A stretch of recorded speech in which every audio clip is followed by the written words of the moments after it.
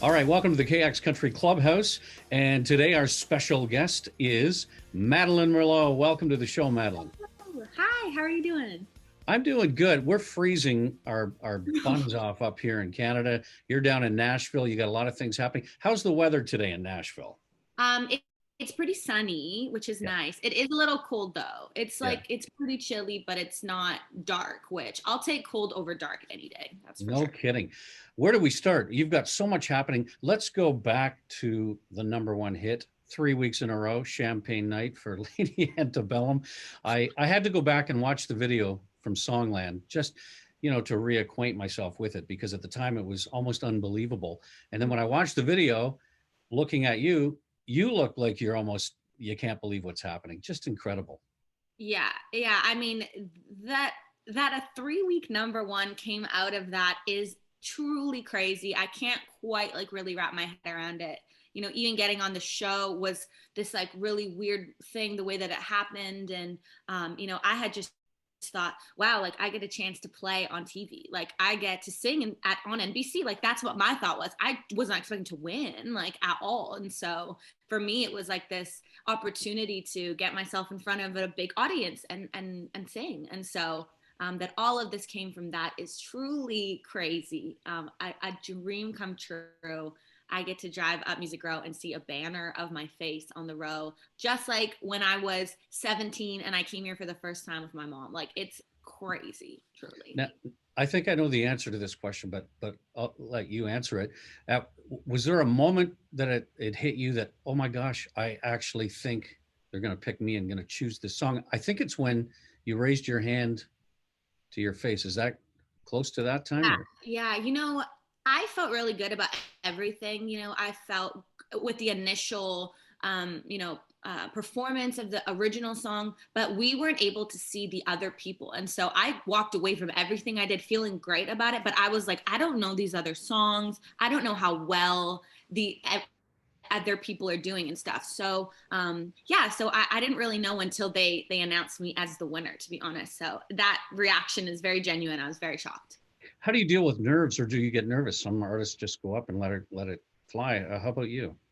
I definitely feel nervous. That's a part of my kind of thing. I have a kind of a thing that I do to calm myself down and etc. But for me, it's like what a great moment. I felt this way with the Shania Twain tribute as well. Like I don't want to waste this moment being so nervous. And you don't perform well when you're nervous. And I like black out. Like I don't remember anything. And I was like, I don't want that to be this. So you Right. got this. You've earned this.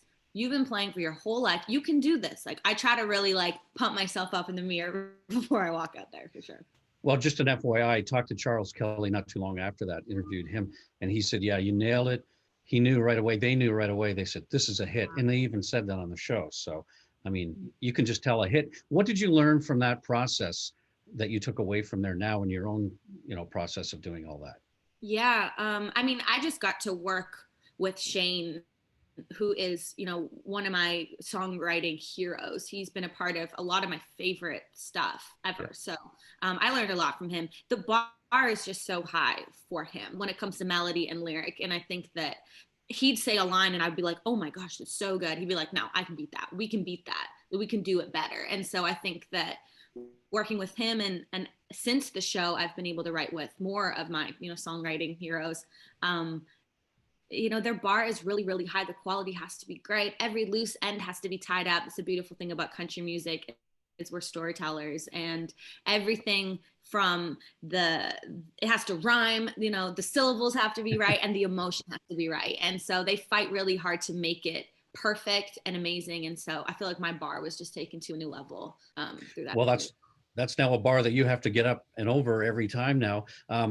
Did the deal with, by the way, new deal, hello in Nashville, congratulations. Was that as a result, do you think, of the show? It certainly doesn't hurt, or was that in the works kind of all along the way?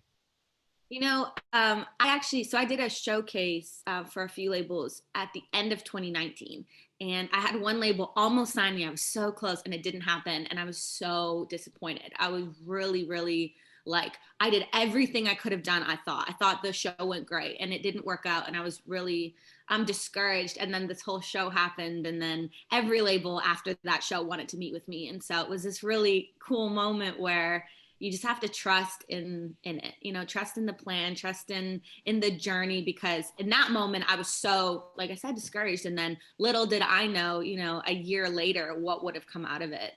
And thank God that didn't work out, because maybe I wouldn't have been able to go on the show, etc. So Right. yeah, And I know that, you know, as most artists do, and ones that are successful like yourself, you have a plan, you try to execute the plan, stick to it, keep going. Even if you hear the no's, you keep going, keep going. Mhm. Has this panned out quicker than you had imagined, or at the same pace, or did you have any expectations as a timeline goes? I mean, with some things, I wanted like when I moved to Nashville, I was like, I'm moving here to you know, be a better songwriter, and I want an American record deal. That's what I moved here for. It's what I wanted. And so, at the beginning of 2020, I was like, oh, I need to make this happen. Like I'm going to make this happen this year. I was really, really like thinking about that a lot. So when I did end up signing the deal this year, I was really felt like relieved and very proud of myself that I did make it happen. And so I think but definitely not the number one song. Like I surely was not expecting that to happen, and didn't put that type of timeline pressure on myself. But I mean, none of anything would have happened without that show in that speed. You know, I do believe that I would have got a number one eventually, but not in that amount of time. That's for sure. Let's talk about the international aspect of country music, especially in Nashville. When I've been doing country music for a long time, gosh, 28 years, maybe 27. And I've seen a huge change when it comes to the acceptance of outside artists, not only, you know, especially women, but when it comes to international artists such as yourself. Maybe talk a little bit about the acceptance level. Have you noticed a difference since you started going, even in the last 5 years? I mean, things have really are changing there quickly. Do you agree? I think so. I think that, I mean, I think in general, the world is becoming more accepting of everything, and that, you know, not every single country singer has to come from the South, and that there is, because it used to be like that. I've heard people say back in the day, if, you know, someone came from New York or one of the northern states and they came to Nashville, people be like, what do you know about country music? You're from Michigan, like stuff like that. So I think that in general, it's just expanded. And I think as Canadians, I mean, there's a lot of Canadians doing really well in the States currently. And I think that Canada has been so great to give us the tools that we need to come down here. I feel like I came into Nashville as a new artist, but I was not, you know, I was prepared. I was seasoned. I had worked really hard. I had dealt with big shows and high pressure situations. And it was, you know, I feel like I was given this incredible, like learned a lot of lessons and stuff. So I think that now the perception is like they know what they're doing. Like it's proven to work up there, so it should work down here too. So it's almost like I think the tables have kind of turned in that way. Right. And of course, now with your success, you start looking forward, because you can't rest on your laurels in really in any business, but especially the music business. What is in the works for you for the next 3 months, 6 months? And you know, we want to get back on stage, obviously, too, right? Yeah. Yeah, I'm definitely looking forward to playing shows. That will be huge. It's been such a huge chunk of my heart, not quite in place. So that definitely. But right now, you know, just writing a bunch, and we're gonna cut new music with my new team in a few months, and then and put it out. And I have this whole American team, you know, going to be behind it. So I'm so excited to see, you know, what it can do and how it can grow. And but yeah, so right now we're still kind of in the creative spot. I want to make sure that this record is right, and that you know, every single thing is in line, and it's really you know, very Madeline. Like it really represents who I am and what I'm trying to do, because this is my introductory album to this market. So there's a lot of pressure, but I'm really Yeah. excited. Well, and you've got to find some time for yourself too. I'm sure. A couple of questions. First of all, what do you do in your spare time? I know you like horseback riding. I do. Yeah, I love horses. I love to just be outside. Like that's my dream Saturday. I'm like, let's go on a hike. Let's get brunch maybe after. Like that's kind of my vibe. I feel like finding moments of peace and like when you can disconnect are really helpful to me. Because I do feel like I'm like going a mile a minute all during the week. So Sure. I love that. I love to paint. I love yoga. I love animals. With my friends, like drinking wine with my girlfriends is just like all that kind of stuff. Just chill. I just want to hang out mainly. I love it. Well, there's lots of time to chill with this pandemic that's going on. It's craziness. What about binge watching? Are you binge watching any shows? Oh man. Well, I just finished Bridgerton, which was great. I love that. I've been rewatching Sex in the City Oh, yeah. on because I got HBO Max. I finished The Undoing, which is so good. I've been like, I jump all over. I like, kind of dark crime type of stuff, and then I'll watch something super fluffy right after and like jump all over the place. But yeah, I definitely have watched a few shows this year. That's for sure. As we all have. Well, That's Netflix. changed the process too for in the music business. Uh, First of all, with live performances, it's harder to do now, obviously. Have you changed anything with the pandemic? I mean, does it change the way you approach making music and writing and recording?